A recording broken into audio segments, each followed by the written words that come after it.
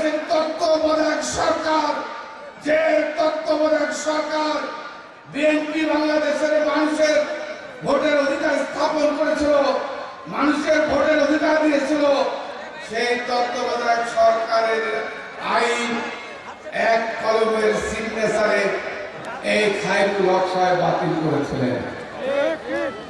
এই খায়রুল হকের কারণে বাংলাদেশের এই 15.5 বছর যত মানুষ এই গণতন্ত্রের জন্য, এই ভোটের অধিকার জন্য, এই কথা বলার অধিকারের জন্য যত মানুষকে মৃত্যুবরণ করতে হয়েছে, যত মানুষকে শেখ হাসিনা হত্যা করেছে, প্রত্যেকটা হত্যা, প্রত্যেকটা ঘটনার জন্য এই খায়রুল হককে বিচারের মুখোমুখি করতে হবে।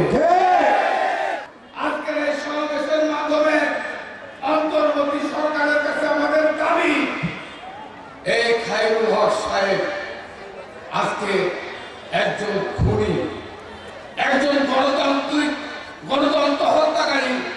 এই গণতন্ত্র হত্যাকারীর জন্য এই খুনির বিরুদ্ধে আইনগত ব্যবস্থা করে এই খায়রুল হককে অতি সত্বর গ্রেপ্তার করে তাকে কারাগারে প্রেরণ করে বিচারের মুখোমুখি করতে হবে।